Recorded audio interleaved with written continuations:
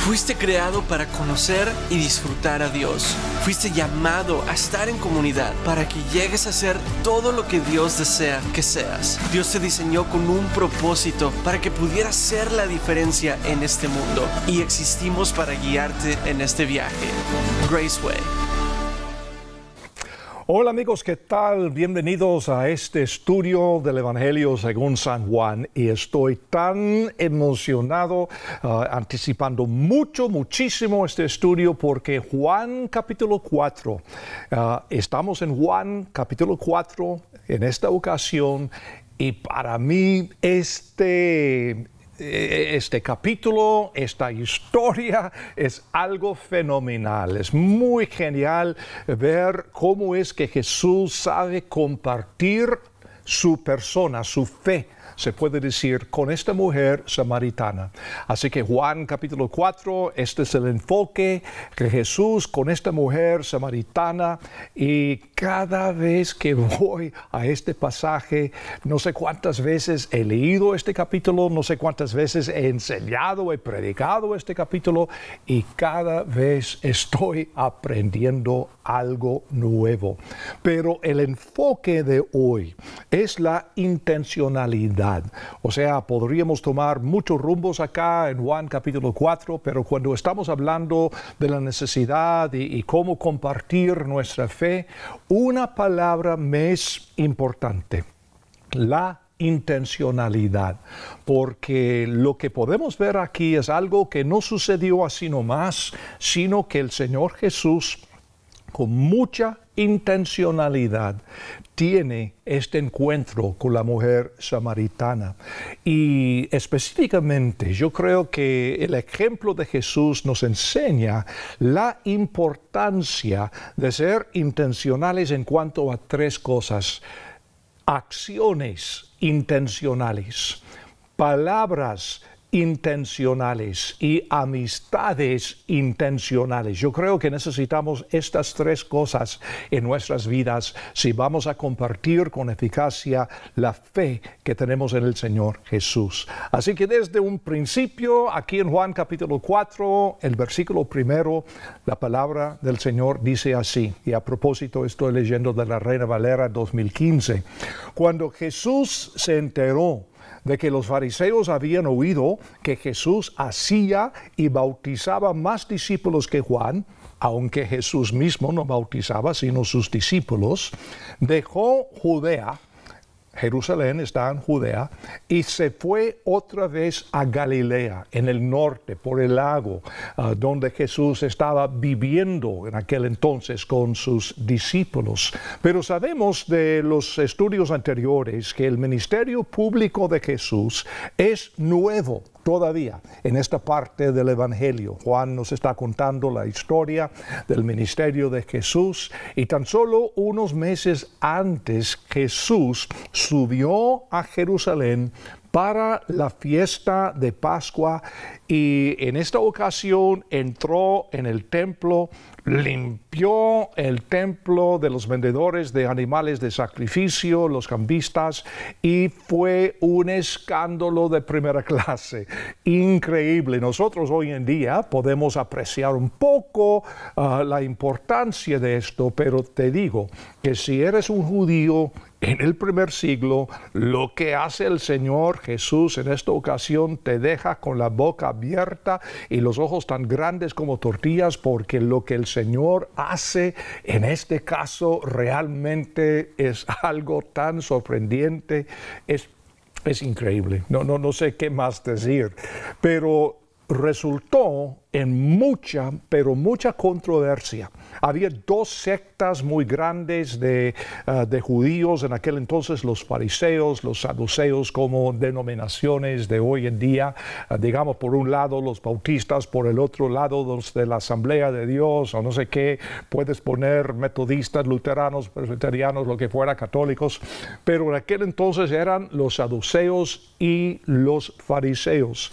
Y todo el mundo tendría preguntas y dudas y temores en cuanto a este Jesús, este rabino Jesús, ¿quién es? ¿De dónde viene? ¿Qué pretende ser? Y hasta los discípulos de Juan el Bautista ahora están haciendo preguntas porque Jesús y sus discípulos también están bautizando, haciendo la misma cosa. Así que pero mucha controversia. Y como aprendimos la vez pasada, en el capítulo 3, en esta ocasión Jesús resuelve este problema de la controversia simplemente por irse. Regresa a Galilea. Y lo que me llama la atención mucho es lo que tenemos en el versículo 4. Y tenemos estas palabras muy sencillas pero profundas. Le era necesario pasar por Samaria. ¿Qué? Ahora, de nuevo, si no eres judío del primer siglo, posiblemente no puedes captar la importancia, pero esto sí es una bomba. Le era necesario pasar por Samaria. Es decir, que Jesús elige intencionalmente pasar por Samaria, cosa que ningún rabino haría. Nadie, porque los rabinos conservadores ortodoxos nunca, jamás harían esto. En vez de pasar por Samaria, que es la ruta más directa, más corta, por supuesto, si puedes ver el libro de tu Biblia que dice mapas, el libro número 67, puedes apreciar que Samaria está directamente entre Jerusalén y Galilea. Pero como digo, tanto el odio de los judíos por los samaritanos, que ningún rabino pasaría directo por Samaria, sino que se bajaría a Jericó. Entonces, buscando el río Jordán, siguiendo el valle del río Jordán, llegaría a Galilea. O sea, la ruta directa, digamos unos 70 millas, algo así, 100 kilómetros, 2 días y medio más o menos para la mayoría de las personas, pero tomarían el doble el tiempo para evitar pasando por Samaria. Ahora, muchos judíos comunes y corrientes, sin embargo, simplemente recorrían la ruta directa a Galilea porque más corto, si tenían negocios o algo así, el tiempo es dinero, como decimos a veces, y entonces muchos pasarían, pero un rabí, un religioso, jamás, una persona ortodoxa, no señor, no puedo pasar por Samaria porque esa gente es una gente apóstata, una gente rebelde, que no sé qué. Porque en el año 722 antes de Cristo, los asirios vencieron a las 10 tribus de Israel que vivían en el norte y trajeron extranjeros para trabajar la tierra. Y poco a poco, a través de los años, ellos se casaban con los pocos judíos restantes. Y entonces esta combinación de extranjeros y judíos todos estos resultaron en un nuevo pueblo conocido como los samaritanos. Es decir, medio gentil, medio judío. Y odiaba por los dos grupos. Los samaritanos, por ejemplo, adoptaron los 5 libros de Moisés, la ley, Talmud, o sea, Pentateuco, como decimos como cristianos hoy en día, pero rechazaban el resto de la Biblia hebrea, lo que diríamos nosotros es el resto del Antiguo Testamento. Mezclaron elementos del judaísmo con el paganismo e incluso construyeron un templo para competir con el templo en Jerusalén. Es decir, estaban pensando, ¿cómo podemos evitar que nuestra gente busque al templo en Jerusalén? Que tenía su significado, por supuesto, bien conocido.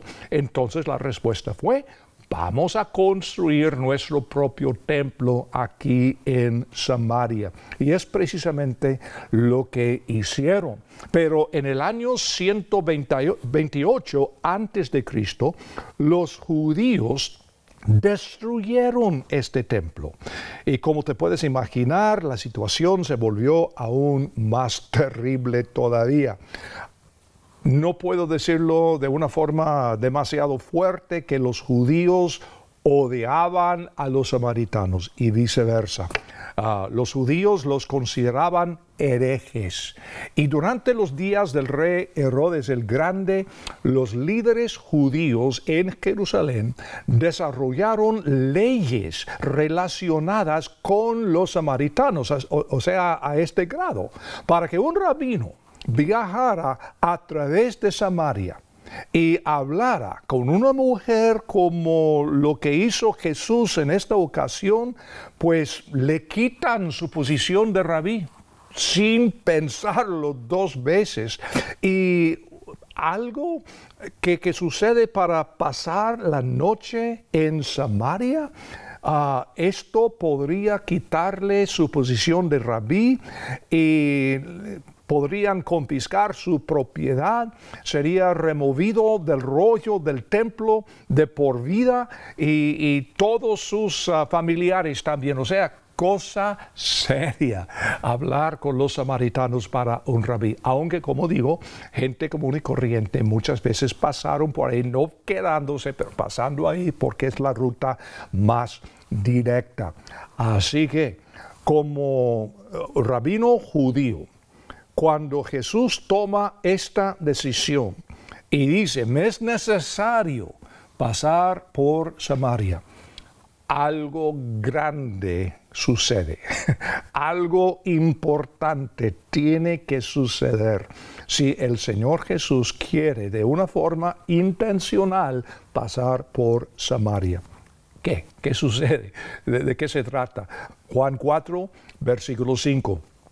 Así que llegó a una ciudad de Samaria llamada Sicar, cerca del campo que Jacob había dado a su hijo José. Estaba allí el pozo de Jacob. Entonces Jesús, cansado del camino, estaba sentado junto al pozo. Era como el mediodía. ¿Okay? Importante el tiempo acá. Esta ciudad de Sicar estaba al pie del monte Gerizim, una de las dos montañas gemelas donde Moisés instruyó a Josué que leyera las bendiciones en el monte Gerizim y las maldiciones en el otro, Ebal, cuando Israel entró en la tierra. Así que cuando los samaritanos querían buscar un lugar para el templo, hizo mucho sentido construir el templo en el monte Gerizim, el monte de la bendición.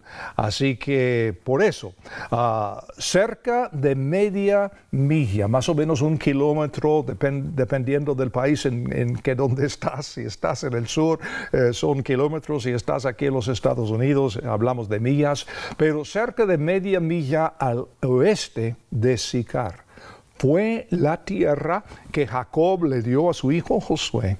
Y la tumba de José está allí, y justo allí está también en los días de Jesús el pozo que Jacob había cavado muchos siglos antes para alimentar sus rebaños. Así que todo esto siempre existía en los días de Jesús. Y como les dije, es importante observar que es el mediodía cuando Jesús llega. Esto quiere decir que Jesús ha viajado unas 30 kilómetros, más o menos 35, algo así, y por supuesto está cansado. Es Dios y es hombre, y esta parte de él, que es su naturaleza humana, cansado, como nosotros también, de haber viajado tanto.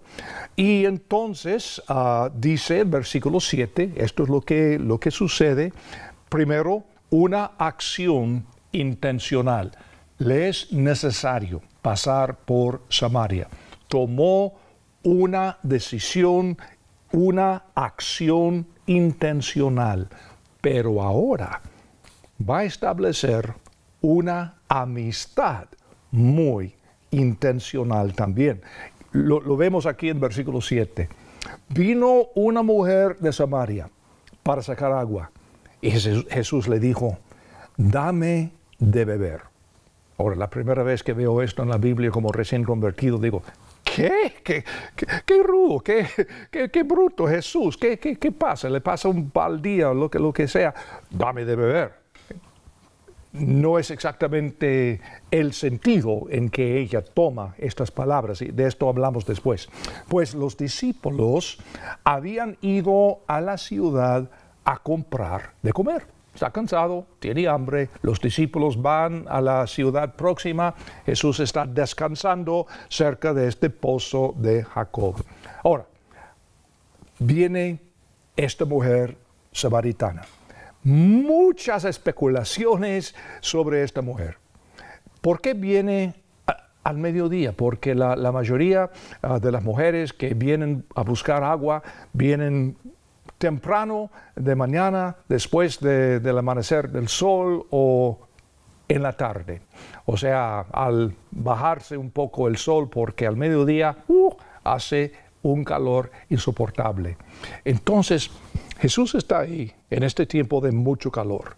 Pero entonces viene esta mujer. ¿Por qué viene en esta hora de tanto calor? La mayoría han pensado que es porque es una mujer de moral suelta. Ha tenido 5 maridos. Increíble. Se ha casado 5 veces, como vamos a aprender en breve. Es una posibilidad, es muy posible que así es el caso. Pero tenemos que recordar, sin embargo, que las mujeres en estos tiempos no tienen derechos. Y en algunos casos están más o menos al mismo nivel como el ganado de un hombre en algunos casos. O sea, no tenían los mismos privilegios, los mismos derechos que una mujer tendría el día de hoy. Y en aquel entonces, un hombre samaritano podría divorciarse de su esposa solo con las palabras y sin ninguna acción legal, y por cualquiera que fuera la razón. Se quemó la tortilla, entonces él podría decir 3 veces te divorcio, te divorcio, te divorcio. Sin abogado, imagínate el dinero ahorrado en aquel entonces por los hombres. Pero el hombre, cualquier cosa caprichosa, él podría decir, no mujer, ya no te quiero, te divorcio, te divorcio, te divorcio. Y entonces podría buscar otra mujer. El problema queda con la pobre mujer, porque como mujer divorciada, ella no tiene defensa. Se queda totalmente indefensa en esta sociedad. Y por eso muchas veces el único recurso que tendría sería la prostitución o mendigar o posiblemente volver a la casa de su papá, pero por el estigma social a veces eso tampoco se podría. Así que la pobre mujer divorciada no tenía mucha oportunidad. Una cosa interesante, según la ley samaritana, ella podría volver a casarse hasta 5 veces, pero no más. 5 veces, pero no más. Tal vez por eso ella está viviendo con este compañero actual, como vamos a ver, sin el beneficio del matrimonio, porque legalmente, después de estar casada 5 veces, no le quedaba la posibilidad de casarse otra vez. Así que no necesariamente es prostituta. Puede ser que sí, puede ser que no. Lo que sabemos con seguridad es que esta mujer no quería el compañerismo de otras mujeres ni en la mañana ni en la tarde, porque seguramente ella fue ahora una mujer marginada por la sociedad normal y decente. Sea cual sea el caso, mucho queda a la imaginación del lector de Juan 4. Y qué bueno esto, porque así todo el mundo podría identificarse un poco con ella. Por ejemplo, si cuando predicamos y enseñamos que era una prostituta, que no sé qué, entonces la mayoría de las mujeres en la congregación están diciendo, bueno, eso no se aplica a mí porque yo tengo buenos morales. Y no, puede ser simplemente que esta mujer ha sido víctima 5 veces y ahora por fin ha encontrado a un hombre que la ama por lo que es, pero no pueden casarse porque legalmente no es posible. O sea, hay muchas posibilidades, mucha especulación, pero qué bueno así, porque cualquiera podría identificarse con el problema de esta mujer. Puedes imaginar la autoimagen de ella, rechazada 5 veces, porque en el caso del divorcio no fue la mujer sino el hombre que toma esta decisión. Esta mujer ha sido rechazada 5 veces. Ahora, hay que pensar un poco en eso, porque nos da pues quizá más comprensión, más identificación con ella, lo que está pasando. Pero las palabras de Jesús son para ella algo que nunca hubiera esperado. Cuando Jesús dice, dame de beber. Y nosotros hoy día pensamos que Jesús, no dices qué tal, cómo estás, de dónde vienes, cómo te amas. De inmediato dice, mujer, dame de beber. Pensamos que, ¿cómo? Eso no suena tan amoroso. No, lo que pasa es un acto de bondad intencional en esa cultura seca y árida. Y cuando una persona diría esas palabras, dame de beber, es para decir, quiero ser tu amigo. Ahora, posiblemente esto te da otra imagen, otro pensamiento. Cuando el Señor le dice a esta mujer samaritana, dame de beber, ella está escuchando otra cosa totalmente. Nosotros hoy día pensamos que rudo, que brusco, que no. Ella está escuchando, yo quiero ser tu amigo. ¿Qué? Y por eso, en versículo 9, entonces la mujer samaritana le dijo, ¿cómo es que tú, siendo judío, me pides de beber a mí, siendo yo una mujer samaritana? Cada palabra aquí tiene su importancia y explica ella porque los judíos no se tratan con los samaritanos. Claro que no. La mujer está asombrada totalmente porque Jesús le habla a pesar del hecho de que ella tiene tantas manchas en su vida, tan marginada ella. Así que el primer paso, cuando queremos compartir de una forma intencional nuestra fe, es llamar la atención. Y con estas palabras Jesús le llama la atención totalmente. Dame de beber. ¿Qué? ¿Cómo? ¿Tú, judío? ¿Yo, samaritana? ¿Qué? ¿Cómo es posible? Ahora, ella sabe, como dice ella, que los judíos no se tratan con los samaritanos. Para nada, ni se hablan. Y ella además sabe que en esta cultura los hombres respetables no hablaban con las mujeres en público.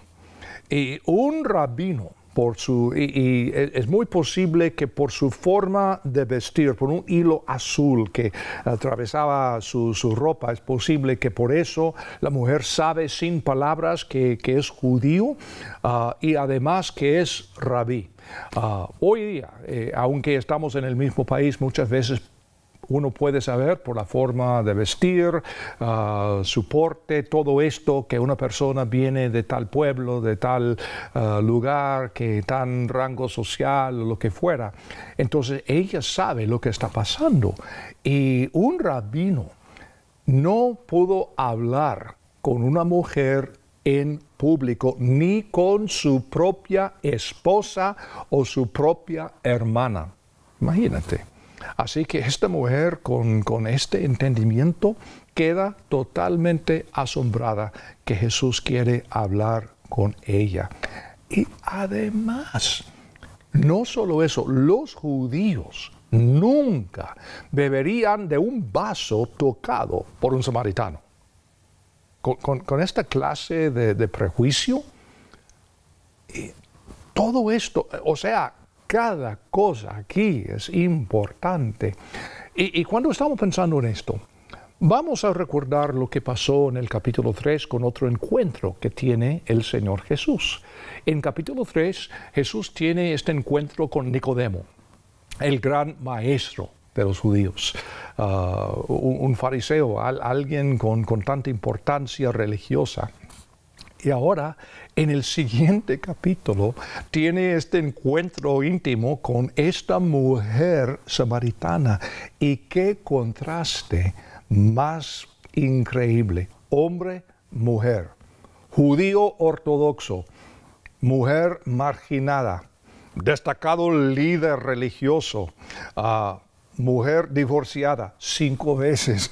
En el caso de Nicodemo no hay evidencia inmediata de conversión o fe. Lo que en el caso de la mujer, como vamos a ver, tiene una fe casi inmediata y muy evidente. En el caso de Nicodemo no vemos ningún intento para influenciar a sus compañeros entre los fariseos. En el caso de la mujer, ella comienza a traer muchos a Jesús. En el caso de Nicodemo, él habla en términos velados. En el caso de la mujer, una declaración tan clara de Jesús acerca de su identidad como el Mesías. Así que podemos ver este contraste. Y es un tema que podemos ver muchas veces en los evangelios. ¿Cómo es que los líderes religiosos llegan a ser enemigos de Jesús? Y muchas veces son las personas que tienen más pecado, más problemas sociales que Jesús de una forma intencional busca. ¿Qué tal en la vida tuya? ¿Quiénes son tus amistades intocables, digamos? Las personas con quien tú quieres hablar, que ningún pastor, que ningún diácono, que ningún maestro en la iglesia quiere ser vista con esta persona. Estás en público y viene una persona y todo el mundo sabe por su forma de vestir, su forma de hablar, su forma de ser, que es una persona, digamos, no muy deseable. Y tú, de una forma muy intencional, te acercas a esta persona queriendo establecer una relación, una amistad. Este es el ejemplo que podemos ver del Señor Jesús. Y lamentablemente muchas veces en la iglesia, y uso I mayúscula, la iglesia en sí, no la tuya ni la mía, ni una en particular, pero muchas veces en la iglesia decimos, no quiero ser visto con esta persona porque esto podría afectar mi testimonio. ¿Tu testimonio con quién? ¿Con los religiosos o con Dios? ¿Acaso el problema no es tu testimonio con Dios, sino con los otros religiosos en tu iglesia? Que, yo no puedo hablar con tal persona porque es un pobrecito, que obviamente es un pecador, que posiblemente sea una prostituta, drogadicto, no puedo hablar con esa persona. ¿De veras? Pues aquí tenemos todo al contrario. En este ejemplo del Señor Jesús, todo lo que Él arriesgaba, de una forma intencional, pasando por Samaria. Fíjate, increíble. Ahora, luego vienen palabras intencionales. Primero una acción, luego una amistad, ahora un discurso intencional. En versículo 10 dice, respondió Jesús y le dijo, si conocieras el don de Dios y quién es Él que te dice, dame de beber, tú le hubieras pedido a Él y Él te habría dado agua viva. Una declaración muy intencional y destinada a abrir una plática con esta mujer. Ahora, el primer paso que vimos fue llamarle la atención a la persona con quien quieres compartir tu fe. Y ahora llegamos al paso número 2, curiosidad, sed. ¿Cómo podemos abrir una plática sobre la fe? Pero no necesariamente es hacer una línea directa a la religión, la fe. No, es primero establecer palabras de amistad, establecer la relación un poco y ahora trabajar un poco con la curiosidad para establecer la sed de la persona. Versículo 11. La mujer le dijo, Señor, no tienes con qué sacar y el pozo es hondo. ¿De dónde pues tienes el agua viva? ¿Acaso eres tú mayor que nuestro padre Jacob, quien nos dio este pozo y quien bebió de él y también sus hijos y su ganado? Ahora, como en el caso de Nicodemo, Jesús está hablando simbólicamente y la mujer lo toma literalmente, precisamente como lo hizo Nicodemo cuando Jesús estaba hablando de nacer de nuevo. Y es comprensible en este caso, porque esta frase, agua viva, se usaba en esta cultura para describir lo que tú y yo conocemos en algunos países como agua corriente. Es decir, ella está pensando, no hay tubo, no tienes vaso, no tienes nada, y el pozo es fondo. ¿Y cómo dices que quieres darme agua corriente? Agua viva, como dirían. No está pensando en formas espirituales, está pensando en formas todavía muy literales. Y ella no puede imaginar que Jesús tiene una manera práctica para sacar el agua.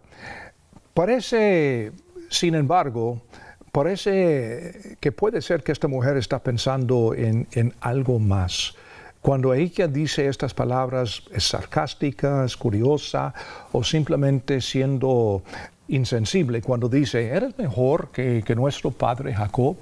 La verdad es que no sabemos cómo tomar el sentido de estas palabras, pero Jesús responde de esta forma en versículo 13. Respondió Jesús y le dijo, todo el que bebe de esta agua volverá a tener sed, pero cualquiera que beba del agua que yo le daré, nunca más tendrá sed, sino que el agua que yo le daré será en él una fuente de agua que salte para vida eterna.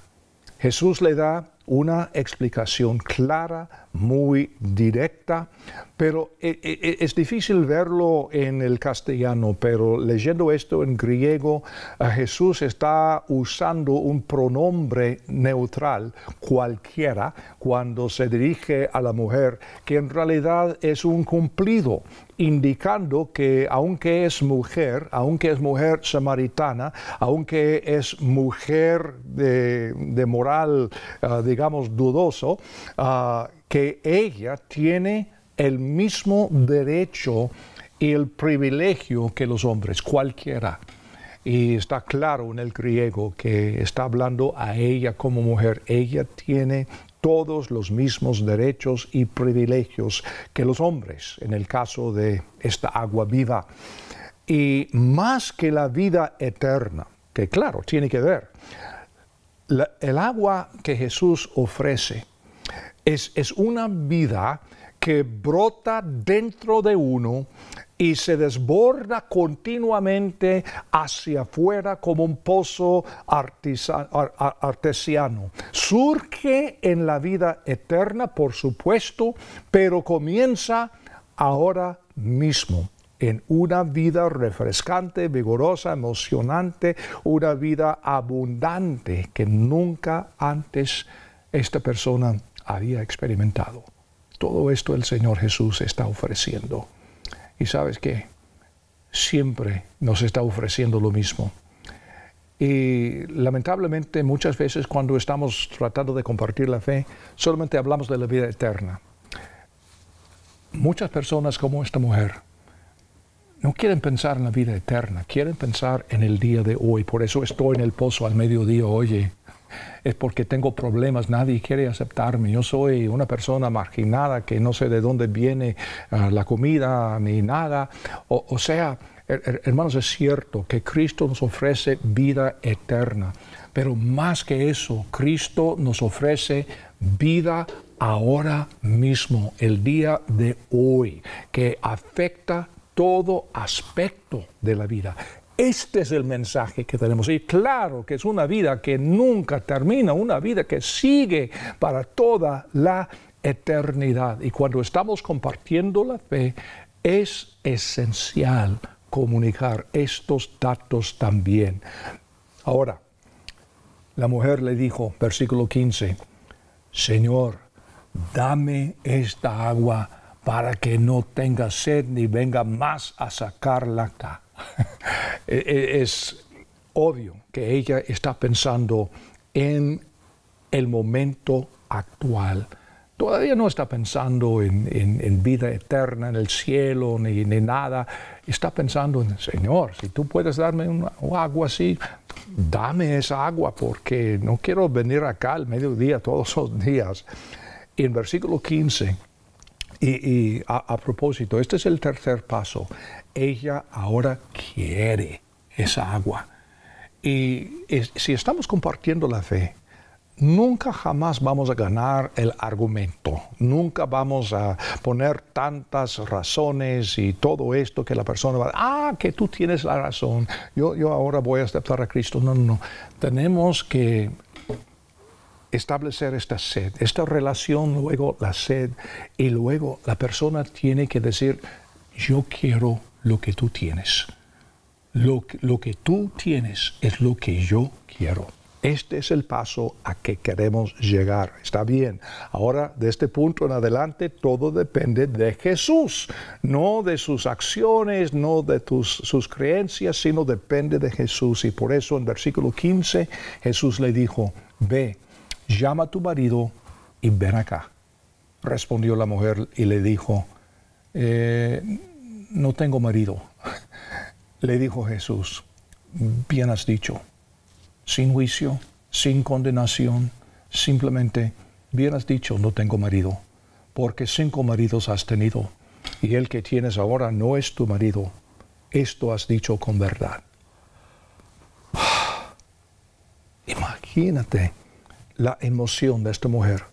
Jesús, a propósito, usa una palabra que se traduce aquí, marido, que también puede significar hombre, en el sentido de compañero. Y cuando la mujer responde y dice, no tengo marido, ella técnicamente es correcta. Probablemente hoy en día diría algo como, estoy soltera. Ella ha sido 5 veces casada. Imagínate, como te dije, su autoimagen. Y Jesús no le condena. Jesús no le juzga. Al contrario, en versículo 19 le dijo la mujer, Señor, veo que tú eres profeta. Nuestros padres adoraron en este monte y ustedes dicen que en Jerusalén está el lugar donde se debe adorar. La mujer ahora quiere hablar de la religión. Quiere desviar quizá la plática de la persona de Jesús a la religión. O puede ser que está intensamente interesada en lo que Jesús pretende decirle. Probablemente es el caso, porque tal vez las ruinas del templo samaritano se podían ver desde el pozo, en donde están. Y Jesús sabe que la diferencia de religión no es el problema. Y por eso, versículo 21, Jesús le dijo, créeme, mujer, que la hora viene cuando ni en este monte ni en Jerusalén adorarán al Padre. Ustedes adoran lo que no saben. Nosotros adoramos lo que sabemos, porque la salvación procede de los judíos. Pero la hora viene, y ahora es, cuando los verdaderos adoradores adorarán al Padre en espíritu y en verdad, no en este monte ni el otro, porque también el Padre busca tales que lo adoren. Dios es espíritu, y es necesario que los que le adoran, lo adoren en espíritu y en verdad. Paso cuarto, solución para el problema del pecado. Ahí está. No la religión, sino Jesús. Su pregunta sobre dónde adorar pronto será irrelevante y su comprensión es incompleta. Así que la verdadera solución es la verdadera adoración que se hace en espíritu y en verdad. Así que, amigo, cuando estamos compartiendo la fe, no es correcto decir que nuestra iglesia, pero una iglesia que está al otro lado, ellos no tienen la verdad como nosotros, la santa y pura doctrina. No. Si estamos hablando de la diferencia en iglesias y doctrinas y todo eso, no. Todo tiene que ver con la persona de Jesús. Punto. Ahí tenemos que comenzar. Ahora, si alguien quiere adorar en esta iglesia o la otra, está bien, unas diferencias de prácticas aquí, allá, doctrina, lo que fuera. Si entendemos que todo depende del Señor Jesús, el Mesías, el Cristo. Y en versículo 25, por eso el Señor le dijo a la mujer, le dijo la mujer a Jesús, sé que viene el Mesías, que es llamado el Cristo.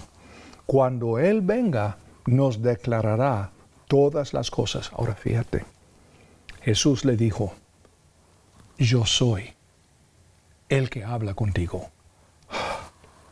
La mujer ahora entiende que Jesús es el Mesías, el ungido, el Cristo, como decimos en griego. Y Jesús aquí, a mi juicio, hace una de las declaraciones más notables de toda la historia cuando Él dice, yo soy. Ahora, no puedo probar lo que voy a decirte, pero en lo personal yo creo que es muy probable que eso lo dijo en hebreo. Ese nombre de Dios que ningún judío podría pronunciar, sino que dirían Jehová o Yahweh, como es en hebreo. Así que es muy, muy probable que cuando Jesús contesta a esta mujer, dice, Yahweh, yo soy. Lo mismo que Dios le dijo a Moisés, cuando Moisés le dijo al Señor, y si me preguntan quién me envió, ¿qué les digo? Yo soy. Yo soy te enviado. Esto es lo que el Señor está diciendo. Paso 5, confiar en Él. No en la iglesia, no en tu oración, no en esto ni el otro, sino confiar en la persona de Cristo Jesús, Dios en forma humana. Así que, amigo, mi desafío para ti y para mí es llegar intencionalmente a otro ser humano durante esta época. Ahora en muchos lugares estamos en tiempo de cuarentena y está bien con el virus, con COVID-19, que está sacudiendo todo el mundo, un tiempo increíble. Pero en este tiempo, ¿cómo podría yo compartir de una forma intencional las buenas nuevas de Cristo Jesús con otra persona? Posiblemente el Señor pone en tu mente ahora mismo el nombre de alguna persona. Posiblemente tienes años de no ver a esta persona. Posiblemente una relación que no terminó bien. Posiblemente un compañero de trabajo, un compañero de estudios. Alguien que el Señor trae a tu mente en este momento. Entonces tomar la decisión de actuar de una forma intencional para renovar o establecer esa relación, para poder fomentar en esta persona una sed, una curiosidad en cuanto a lo que te ha pasado a ti.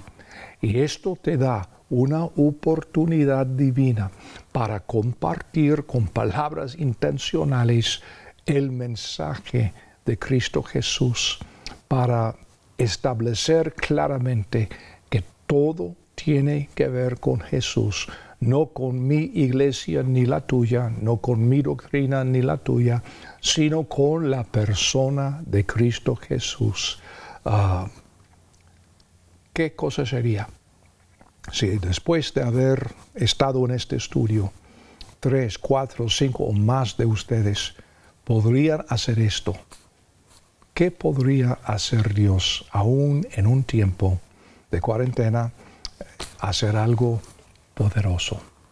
Muchas gracias por haberme acompañado en este estudio de Juan capítulo 4 y espero verte aquí en la próxima ocasión para continuar este estudio del Evangelio según San Juan.